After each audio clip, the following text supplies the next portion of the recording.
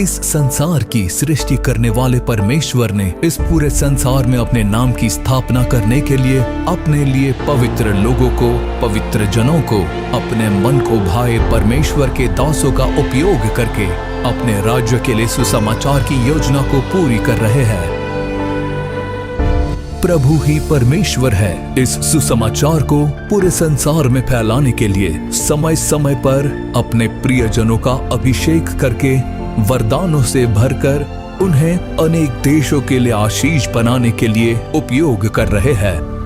प्रभु की योजना अनुसार इस सदी में एक छोटे से कस्बे से संसार के छोर तक परमेश्वर ने जिस सेवकाई की स्थापना की है वही है यीशु छुड़ाता है सेवकाई।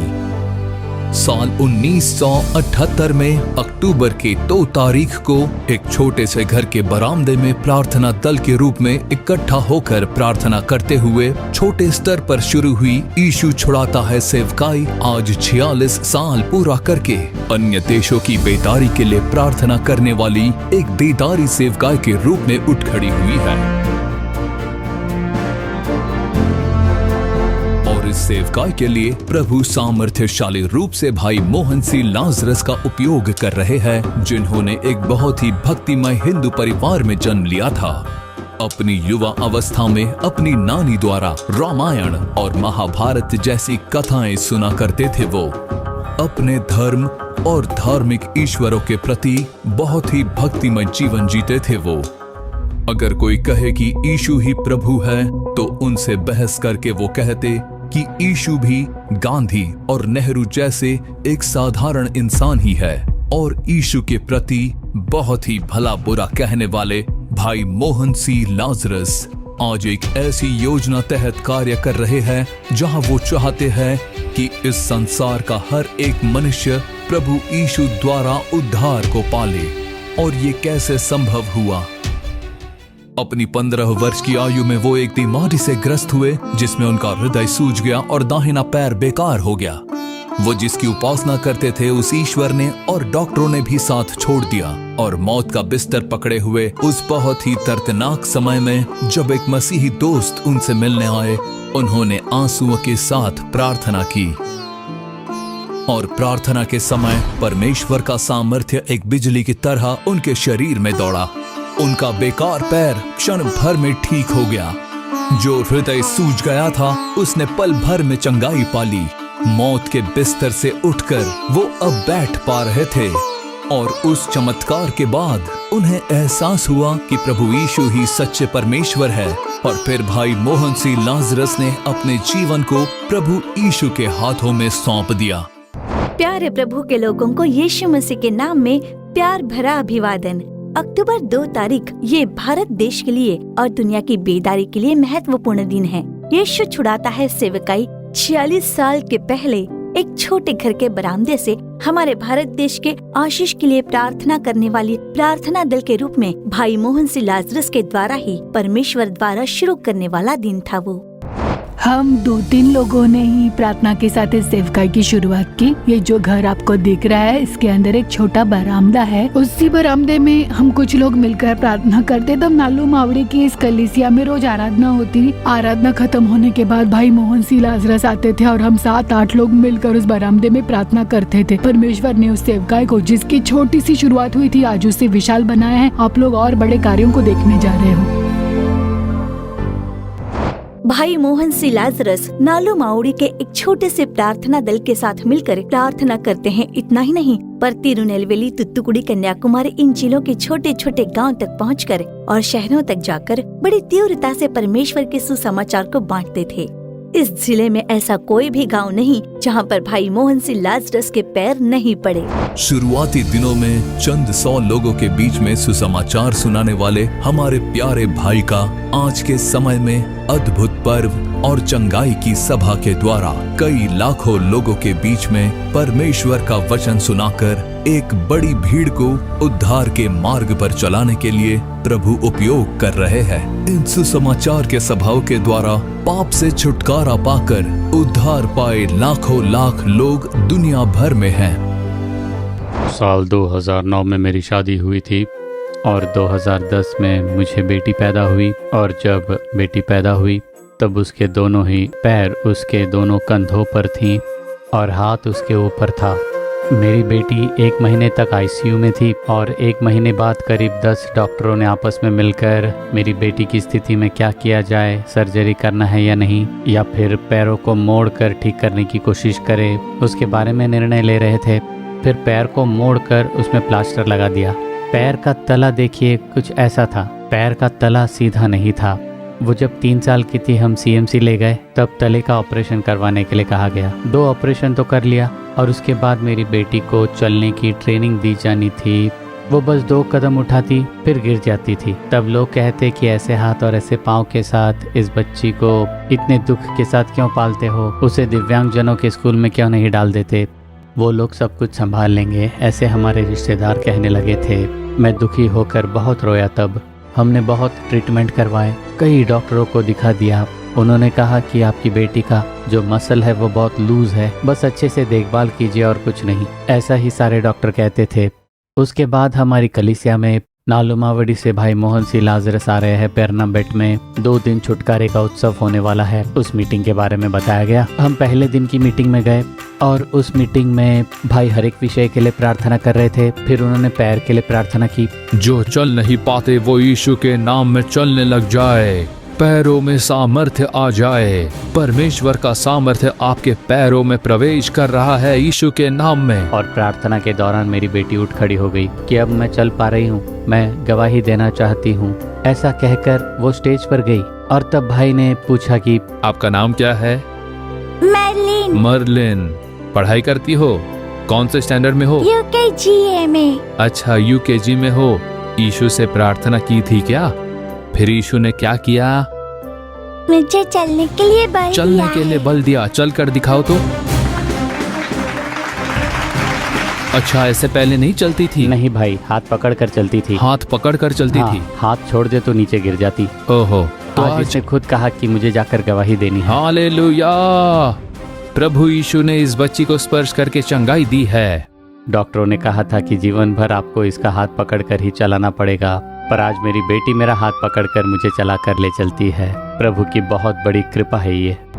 भाई मोहन से लाजरस ने परमेश्वर की बुलाहट का पालन किया और जब यीशु की सेवकाई करने के लिए अर्पण किया, तब विश्वास के अभ्यास के लिए तो कुछ साल बाइबल कॉलेज जाकर पवित्र शास्त्र का अभ्यास करने के लिए प्रभु ने अनुमति दी।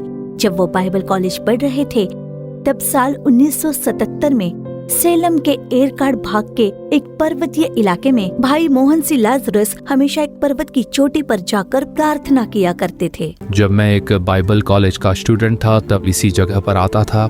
यहाँ के पर्वतीय लोगों के बीच में आकर जब मैं सेवकाई के लिए यहाँ पर ठहरा था, तब इस चट्टान पर आकर बैठता था और इस शहर के लिए, गाँव के लिए प्रार्थना करता।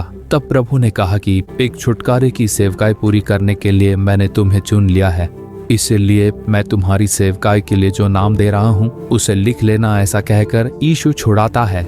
जीसस रिडीम्स, उस नाम को इसी स्थान पर यीशु ने प्रकट किया था। परमेश्वर ने जिस उद्देश्य से यीशु छुड़ाता है नाम रखा था, उस उद्देश्य को आज तक पूरा कर रहे हैं। यीशु छुड़ाता है सेवकाई के द्वारा पाप, शाप और बीमारियों के बंधन से कई लोगों ने छुटकारा पाया है। उनमें से शाप से छुटकारा पाई एक व्यक्ति की अब गवाही सुनते हैं। हमारे पास 13 गायें थीं। मेरे पति के देहांत के समय हमारे पास 13 गाय थीं। हर एक गाय बछड़ा देती थी, पर 1 या 2 महीने ही वो जीवित रहते थे। मैं उनकी अपने बच्चों के समान देखभाल करती थी, लेकिन फिर किसी दिन जाकर देखो तो वो मरे हुए होते थे। यूं ही साल भर में कम से कम 5 बछड़े तो मर जाते थे। कुछ भी इलाज करके देख लो, वो जीवित नहीं रहते थे। डॉक्टरों से इंजेक्शन के बावजूद भी मर जाते थे। एक भी बछड़ा पाल पोस कर बड़ा करके बेच नहीं पाई मैं अब तक। यहाँ तक कि उसे दफनाने के लिए भी मुझे पैसे देने पड़ते थे।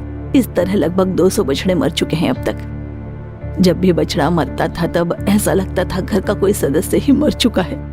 बहुत ही रोया करती थी मैं, मन में बहुत दुख होता था। 2 दिन तक तो मैं बिना खाए पिए ही रोती रहती थी कि हमने क्या गलती की है पता नहीं। अब इससे ज्यादा कष्ट नहीं झेल पाऊंगी। कौन सा शाप है कुछ समझ में नहीं आ रहा था। बहुत ही वेदना होती थी। इतना कष्ट करके काम करो तो भी गाय दूर तक चली जाती थी। कई गाय तो लापता हो जाती थी। मैं ढूंढती रहती थी, ढूंढ कर लाना पड़ता था गायों को। रात भर गायों को ढूंढना पड़ता था। कई लोगों ने काफी कुछ करने के लिए कहा, जादू टोना तंत्र मंत्र, लोग जो कुछ करने को कहते सब कुछ करके देख लिया मैंने। उन कार्यों के लिए भी बहुत से पैसे खर्च करती थी। कुछ लोग कहते थे कि उस गाय के गले में नींबू बांध दो, कुछ लोग कहते थे कि गाय को विभूति लगा दो, तरह तरह के उपाय बताते थे। सब कुछ करके देख लिया पर कोई फर्क नहीं पड़ा, कोई फल नहीं मिला। इस तरह लगभग 20 साल मैंने बहुत कष्ट झेला है। बहुत ही कमजोर हो गई थी उसके कारण। उसी समय एक दिन सत्यम टीवी देख रही थी जब भाई मोहन कह रहे थे कि आप लोग यीशु पर विश्वास रखिए, कहिए यीशु के लहू की जय, तब निश्चय ही आपके लिए चमत्कार होगा। भले ही पैसे खर्च करके आपने देख लिया पर कुछ नहीं हुआ तो प्रभु पर विश्वास रखिए। उनकी बातें सुनने के बाद मैंने नींबू और बाकी सारे उपाय छोड़ दिए, पर लोगों ने कहा ऐसा मत करो नहीं तो समस्या और बढ़ सकती है। पर मैंने यीशु के लहू की जय कहते हुए वो नींबू और जादू टोने की चीजें निकाल कर दूर फेंक दिए। और उसके बाद जैसे भाई मोहन ने कहा, परमेश्वर ने मेरे लिए बड़ा चमत्कार किया और मेरे जीवन में एक चमत्कार हुआ। उसके बाद बछड़े नहीं मरे। लगभग 20 साल से हर साल हमारे घर में 5 बछड़े तो मारे जाते थे और अब तक लगभग 200 बछड़े मारे जा चुके हैं। लेकिन अब कोई बछड़ा मरता नहीं है। अब लगभग 6 बछड़े बिल्कुल स्वस्थ हैं और सभी गाय हैं। मेरे हर एक शाप से मुझे पूर्ण छुटकारा देने वाले प्रभु यीशु मसीह को कोटि कोटि धन्यवाद। कंगालों को सुसमाचार सुनाने के लिए, बंदियों को छुटकारा देने के लिए, अंधों को दृष्टि पाने का सुसमाचार प्रचार करने और कुचले हुओं को छुड़ाने के लिए प्रभु ने यीशु छुड़ाता है सेवकाई को खड़ा किया। प्रभु के वचन के अनुसार पिछले 46 साल सुसमाचार सुनाने, बीमारियों से चंगाई देने परमेश्वर यीशु छुड़ाता है सेवकाई का उपयोग कर रहे हैं। और अब यीशु छुड़ाता है सेवकाई के द्वारा चमत्कारिक चंगाई पाने वाले एक व्यक्ति की गवाही सुनेंगे। लगभग 6 साल से मैं चर्म रोग से ग्रस्त थी। जब शुरू हुआ तब मेरी हथेलियों में काफी खुजली होती थी।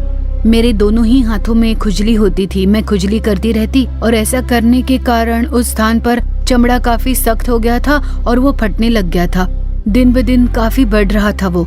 उसके बाद मेरे शरीर में भी खुजली शुरू हो गई। काफी खुजली करती थी मैं। उसकी वजह से घाव ज्यादा हो रहे थे और फिर भी खुजली करती रहती और इसमें से खून निकलता था। खुजली करने के कारण उसके हाथ में बहुत घाव हो जाते थे। हाथ और पैर की चमड़ी फट जाती थी। लगभग पूरे शरीर में घाव भी दिखाई देता था। इस समस्या के चलते मैं अपने बच्चों को या अपने पति को खाना निकाल कर दे नहीं पाती थी।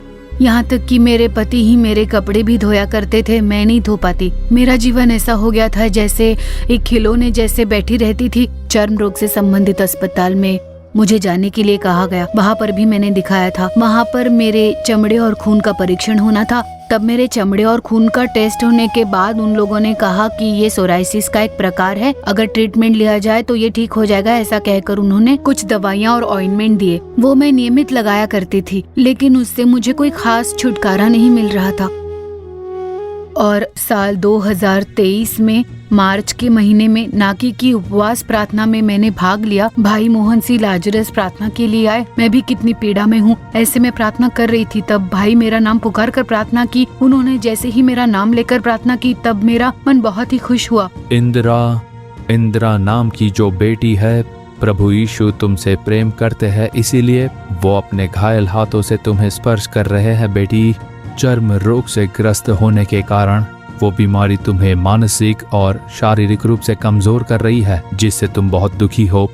तुम्हारे शरीर में जितने घाव उत्पन्न हुए हैं और शरीर में उत्पन्न होने वाली खुजली से तुम्हें अपमान और वेदना महसूस हो रही है, उन सभी से प्रभु यीशु जो तुमसे बहुत प्रेम करते हैं छुटकारा देते हैं। वो दुष्ट चर्म रोग आज तुमसे हमेशा हमेशा के लिए दूर होता है। परमेश्वर ने मेरा नाम पुकारा है, मुझे आज से ही छुटकारा मिलेगा, ऐसा सोचकर मैं बहुत ही खुश हो गई थी। और फिर प्रार्थना के बाद मैं घर लौटी और उसके बाद जब मैं दूसरे दिन जागी तब मेरे हाथों या पैरों में कोई भी खुजली नहीं रही। एक ही हफ्ते के अंदर सब ठीक हो गया। 6 साल से जो मेरे शरीर में चर्म रोग था उसे दूर करके मुझे चंगाई देने वाले प्रभु यीशु का कोटि कोटि धन्यवाद। नाश हो रहे प्राणों के लिए और देश के आशीष के लिए नाके पर खड़े होकर प्रार्थना करने के लिए दर्शन के साथ शुरू की गई एक बहुत ही महत्वपूर्ण सेवकाई है नाके की प्रार्थना। आइए उसके बारे में देखते हैं। नाके की प्रार्थना। अपनी सेवकाई के शुरुआती दिनों में नालुमावड़ी के नारियल के पेड़ के एक बाग में चंद 100 लोगों ने इकट्ठा होकर नाके की प्रार्थना की शुरुआत की। जब लोगों ने सुना कि इस प्रार्थना के द्वारा प्रभु बड़े चमत्कार करते हैं, तब बड़ी भीड़ इसमें शामिल होकर प्रार्थना करने लगी और लोगों के यहाँ आकर आराम से प्रार्थना करने के लिए परमेश्वर ने परमेश्वर का घर बनाने की योजना दी। भारी विरोध के बावजूद परमेश्वर के घर का निर्माण कार्य पूरा हुआ और साल 1989 मई 28 तारीख को भाई DGS दिनकरन द्वारा प्रार्थना के साथ इसकी स्थापना की गई। परमेश्वर के घर में हुई नाके की प्रार्थना में तकरीबन 3000 लोगों ने भाग लेकर देश के लिए प्रार्थना करनी शुरू की। कुछ एक सालों में परमेश्वर के घर में बड़ी भीड़ जुट जाने के कारण परमेश्वर के घर के बिल्कुल करीब एक शामियाने में नाके की प्रार्थना शुरू की गई और उस प्रार्थना सभा में 30,000 से भी ज्यादा लोगों के भाग लेने के कारण जगह कम पड़ने लगी। जब भाई मोहन सी लाजरस ने परमेश्वर की उपस्थिति में प्रार्थना की, तब प्रभु ने आज्ञा दी कि परमेश्वर का तंबू बनाएं। और आज हर महीने के आखिरी शनिवार को परमेश्वर के तंबू में आयोजित नाके की प्रार्थना में दुनिया भर से करीब 50,000 से भी अधिक लोग शामिल होते हैं। साल 1980 में नारियल के बगीचे में शुरू हुए उस दिन से लेकर आज तक इस नाके की प्रार्थना के द्वारा कई लोगों ने उद्धार पाया, अभिषेक पाया, चमत्कारिक चंगाई पाई और कई लोगों ने दुष्ट आत्मा से पूर्ण रूप से छुटकारा पाया है। आइए उनमें से एक गवाही सुनते हैं। मेरा नाम है पांडी सेल्वी और अलंगानल्लूर के पास तंडलई गांव में हम रहते हैं। 10 साल से दुष्ट आत्मा से ग्रस्त थी मैं। रात को नींद नहीं आती थी, बस घर के एक कोने में बैठी रहती थी। कोई दुष्ट आत्मा आकर मुझ पर हावी हो जाती थी और मुझ पर प्रबल होती थी। मैं बहुत जोर से चिल्लाती थी। वो किसी को अपने पास नहीं आने देती, बहुत ही गुस्से में और चिड़चिड़ेपन में हमेशा रहती थी। वो अपने बच्चों को भी अपने पास नहीं आने देती थी। मैं बस हंसती रहती थी और अपने आप में ही बातें करती रहती थी, दूसरों की बातें सुनती नहीं थी। लोग कहते हैं कि मैं सांप जैसी रेंगती थी, जमीन पर पड़े पड़े मैं रेंगती रहती थी। इस समस्या से छुटकारा पाने के लिए कई धार्मिक स्थान पर भी ले गए मुझे, पर वहाँ से भी कोई छुटकारा नहीं मिला। वहाँ पर भी मैं चीखती चिल्लाती रहती थी, दर्द के मारे पड़ी रहती थी। मेरी दीदी को दुष्ट आत्मा से छुड़ाने के लिए 3 दिन घर में पूजा की गई। पूजा के 3 दिन खत्म होने के बाद उन्होंने कहा कि इन्हें पूजा के लिए शमशान लेकर जाना पड़ेगा। हम ले गए, उन्होंने कहा कि वहाँ ठीक हो जाएगा। मेरी दीदी की हालत बहुत ख़राब थी। मेरी दीदी को गलियों में से ले गए, मुझे उनकी हालत देखी नहीं गई।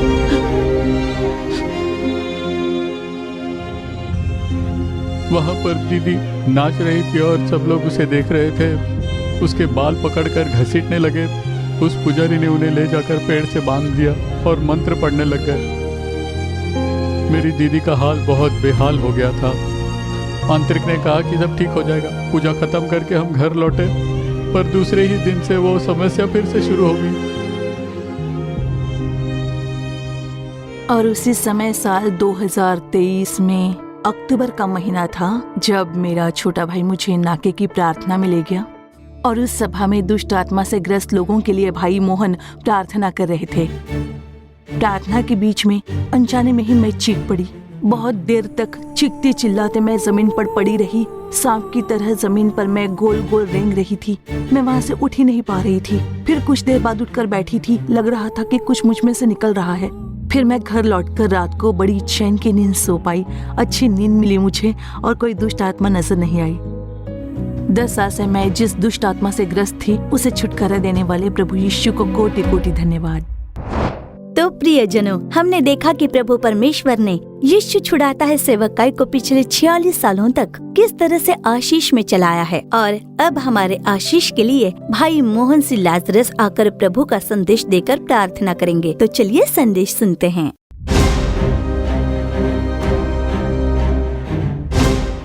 प्रियजनों, प्रभु यीशु मसीह के नाम में आपको मेरा प्रेम भरा अभिवादन। यीशु छुड़ाता है सेवकाई शुरू होकर अब 46 साल हो चुके हैं और आज के दिन आपको हमारी सेवकाई की जानकारी देना हमारे लिए बेहद ही खुशी की बात है, क्योंकि आप इस सेवकाई में महत्वपूर्ण लोग हो। आप हमारी इस सेवकाई के भागीदार हो, प्रार्थना करते हो, त्याग के साथ दान भेजते हो और उन सभी के द्वारा इस सेवकाई को हम पूरी कर पाते हैं। इसीलिए इसके बारे में जानकारी देना हमारे लिए बेहद खुशी की बात है। हमारे यीशु छुड़ाता है सेवकाई के 46 साल पूरे हुए हैं और प्रभु ने जो मार्गदर्शन किया उनमें से कुछ एक कार्यों को आप लोगों को आज दिखाया गया। पहले एक प्रार्थना दल की शुरुआत हुई। परमेश्वर ने जिस मार्ग पर चलाया और इस सेवकाई में वो जो महिमा युक्त कार्य कर रहे हैं, आज कई एक प्रकार से जब मैं अलग अलग सेवकाई को पूरा होते हुए देखता हूँ तब सिर्फ एक ही बात मेरे ध्यान में आती है कि मेरे परमेश्वर विश्वास योग्य प्रभु है। जिसने मुझे बुलाया वो विश्वास योग्य है। इस सेवकाई को चुनकर चलाने वाले परमेश्वर विश्वास योग्य है और उन्हीं के द्वारा ये सब कुछ संभव हो पाया। इब्रानियों अध्याय 10 और वचन 23 में जिसने प्रतिज्ञा की है वो सच्चा है, ऐसे परमेश्वर का वचन कहता है। तो उसने मुझे वचन दिया है। जब प्रभु ने मुझे बुलाया तब ना तो मैं संदेश देना जानता था, न प्रार्थना जानता था, पवित्र शास्त्र के बारे में पूरी जानकारी तक नहीं थी। बस थोड़ा बहुत बाइबल पढ़कर प्रार्थना करने वाला इंसान था मैं। तो जब मैंने कहा कि प्रभु मैं इसके बारे में कुछ नहीं जानता, तब उन्होंने कहा कि मैं तेरे संग रहूंगा, मैं जो कहता हूँ वो करो, मैं तेरे सारे कार्य सिद्ध करूंगा। ऐसा उन्होंने प्रतिज्ञा दी। मैं कभी तुझसे दूर नहीं होऊंगा और आखिर तक तुझे चलाऊंगा। यही प्रभु ने मुझे प्रतिज्ञा दी और जो प्रतिज्ञा उन्होंने की उसमें आज तक वो सच्चे है। 50 साल पहले मैंने सेवकाई के लिए अपने आप को अर्पण किया और यीशु छुड़ाता है सेवकाई की शुरुआत होकर आज 46 साल हो गए। लेकिन परमेश्वर ने सेवकाई के इस मार्ग में 50 साल मुझे बेहतरीन रूप से चलाया है। उन्होंने जिस चीज की प्रतिज्ञा की थी उनमें से कुछ भी कम नहीं हुआ। अपनी सेवकाई के हर एक क्षेत्र को जब मैं देखता हूँ तब बस स्तुति करता हूँ कि मेरे प्रभु यीशु सच्चे है। मुझे प्रतिज्ञा देने वाले प्रभु सच्चे हैं। उन्होंने ही ये किया है। उन्हें याद करके मैं प्रभु की स्तुति करता हूँ। वो एक सच्चे प्रभु है और आपके लिए वो विश्वास योग्य बने रहेंगे। आपको जो प्रतिज्ञा की है, प्रभु ने जिस बात को प्रकट किया है उसे पूरा करने में वो विश्वास योग्य है।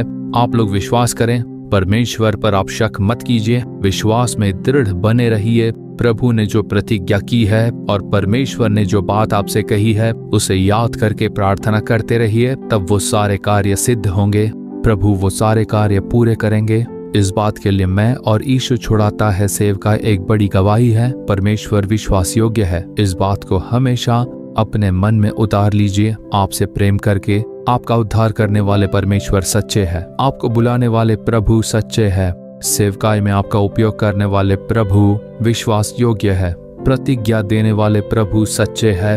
वो वचन नहीं बदलते, अपनी बात टालते नहीं। और क्योंकि वैसे एक परमेश्वर है हमारे लिए, उस बात को याद करते हुए स्तुति कीजिए।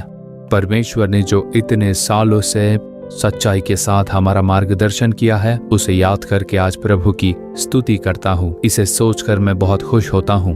अपने मन की गहराई से परमेश्वर की स्तुति मेरे आंसुओं के द्वारा बहती है और वही परमेश्वर का प्रेम है। उन्होंने मेरे प्रति, इस सेवकाई के प्रति अपना प्रेम दर्शाया है। उसे याद करके मैं प्रभु की स्तुति करता हूँ। तो आज के इस दिन आपके जीवन में प्रभु प्रतिज्ञा को पूरी करने के लिए और उस प्रतिज्ञा के आशीष को देने के लिए आप सभी लोगों के लिए मैं प्रार्थना करूंगा। हमारी सेवकाई के बारे में जानकारी लेते समय आप में विश्वास जागाना। प्रभु ने प्रतिज्ञा के अनुसार पूरा किया है तो मेरे लिए भी वो करेंगे, ऐसा एक विश्वास आया है ना आप में। उसी विश्वास के साथ अब हम परमेश्वर से प्रार्थना करेंगे।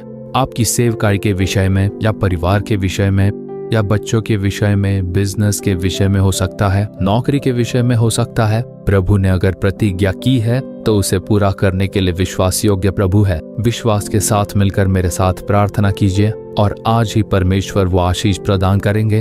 हे परमेश्वर, आप एक विश्वास योग्य परमेश्वर हो। इस बात की गवाही स्वरूप यीशु छुड़ाता है सेवकाई को उठाने के लिए धन्यवाद। पूरे 46 साल एक सच्चे परमेश्वर बनकर इस सेवकाई को लगातार आप चला रहे हो। मुझे 50 साल सेवकाई के मार्ग में चलाया। उस 50 साल के पहले आपने जो प्रतिज्ञा मुझसे की थी प्रभु, उसके प्रति सच्चे बनकर मुझे चला रहे हो। उसके लिए कोटि कोटि धन्यवाद। और आज इन बच्चों को जो आपने प्रतिज्ञा दी है आपने अपना दर्शन दिया है, उन्हें आपने जो वचन दिया है, उसीलिए प्रभु आप पर विश्वास करके वो इंतजार कर रहे हैं। आप सच्चे परमेश्वर हो, इस बात को एक और बार प्रकट कीजिए।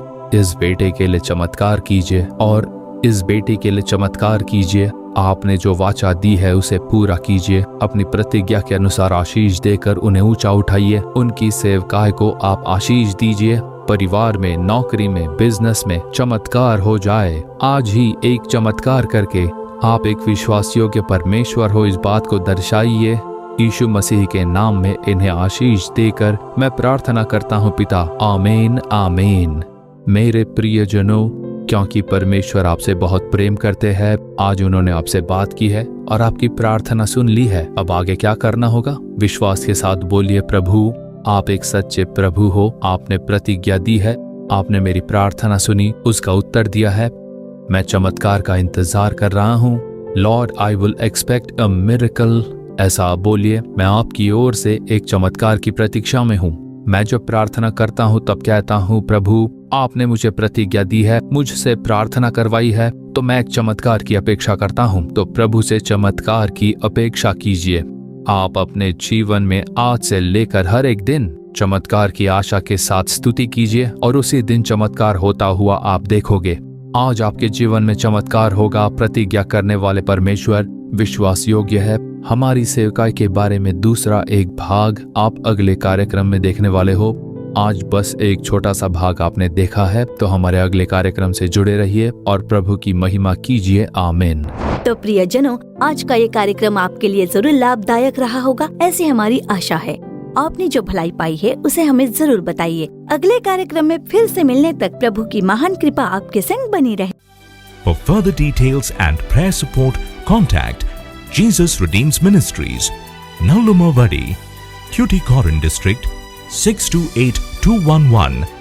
Our phone number 04435454545.